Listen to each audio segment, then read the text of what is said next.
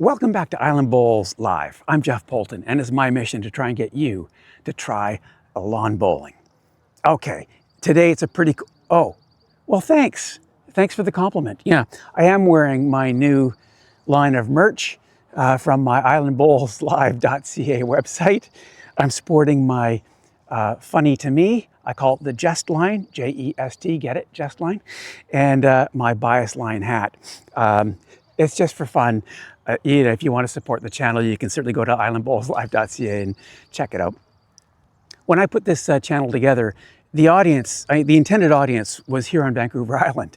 And I had no idea where other people may be watching. But certainly in the last couple of months, I have gotten some really cool comments from all over the place.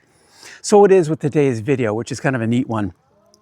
I got a comment, or I guess it was a question, from Alistair Kerr, who lives in Ayrshire, Scotland.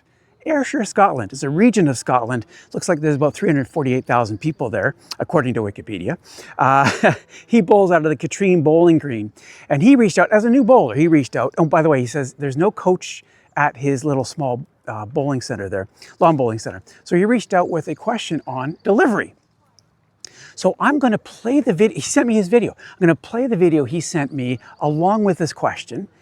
And then I'm going to tell you the 5 things that I recommended he consider implementing into his delivery and see if you are on the same page.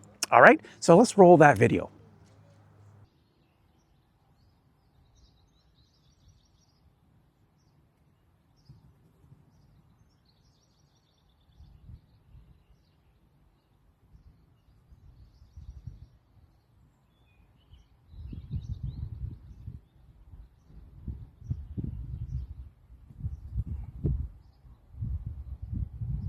Okay, great video, Alistair, great video. And although on first glance, that delivery looks pretty good to me, the challenge, he said in his question, was he was consistently leaving his bowl a yard short of the jack. I've been there. I've walked a mile in your shoes, Alistair, and I'm sure if you're a new bowler, you can also relate. Leaving the bowl short, it's a rite of passage, I think. But as I mentioned prior to watching Alistair's video, I think there's 5 things that he could try to see if he could implement and practice and see if that might help him. So let's see how you did. There are 5 things. The 5 things were his grip, his stance, his delivery platform, the extension, and his free arm. Okay, so we're going to walk through each of these, and I'm going to let you know what I advised him to try. All of which, by the way, I have walked a mile in his shoes in, as I mentioned, all of these things. So the first thing I asked him about specifically was his grip. I couldn't see it necessarily well in the video, but I could get an inkling that his grip might be part of the problem. And he said his grip was like this. C grip here, his pinky on the outside of the bowl, and his fingers there. By the way, this was my grip when I started. Exactly the same. So my recommendation to him on grip was to change it slightly, to move this pinky from here to here. Why? So this pinky causes problems on a delivery, I've found. First thing it can cause is because you're holding onto the bowl with this pinky, sometimes if you don't release it right, the bowl can flutter. Second is because you're holding onto the bowl, there is a little bit of friction there, right? It's fighting to get out of that grip that you've got. Third thing is, I'd rather have 4 fingers helping with the propulsion of the bowl down the green than 3 fingers, okay? So here you've got 4 fingers, pinky are in the channel grips here. By the way, Alistair uses the exact same bowl as mine, different color, but same weight. I'm using a Henslite Tiger. So that's the first thing I suggested he try.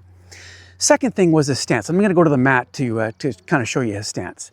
So you'll notice on his stance that he had both feet tight together, okay? Now, the problem with a stance where you've got both feet tight together is you're not all that stable because your feet are so close together. So I suggested to Alistair that he separate his feet. I'm going to show you this way, so that both are parallel with your line of aim, but there's a gap in between. One is behind the other. It's kind of a modified shooter stance. So it looks like this. bend the knees just a little bit. I got my grip and I got my stance. That's the first two things I advised him. Then there was the delivery platform. You'll notice that there are a couple of things happening in Alistair's delivery that I thought he might alter. The first thing was his back foot comes up as he's releasing his bowl. Now, it's hard enough to stay here talking to you like this, but you can imagine when you've got a 3-pound bowl, lots of badness can come from this. Now, listen, a lot of people do it and they're very successful. But I know that in my case, having that foot in the air was a problem. The second thing I noticed, I'll put this bowl down, because as you know, I recommend that you practice without a bowl at first.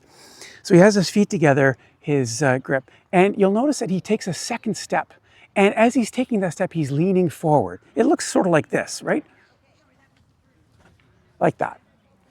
So as you're facing the green, you're leaning over, that bowl is hitting down to the green first. It's not really releasing nice and smoothly from your hand. So my recommendation on the delivery was like this. You have your grip. Don't take a second step and keep that foot, that plant foot on the mat. So it would look like this.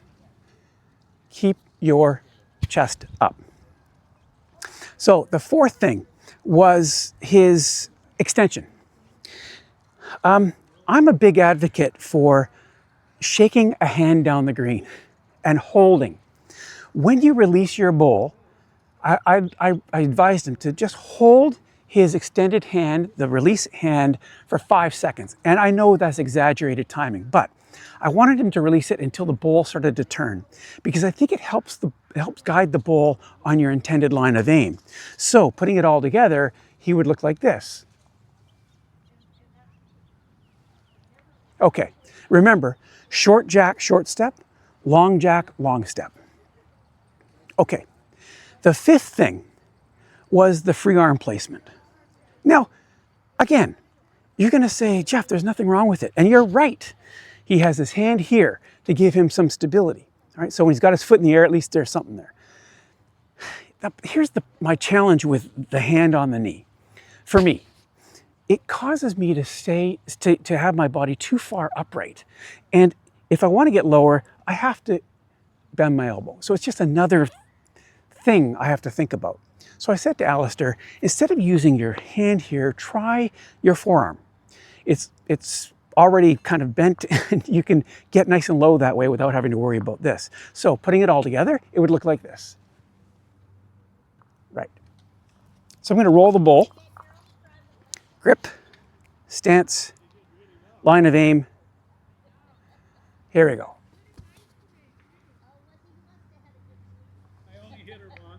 So how did it go for him? Well, here's what he had to say.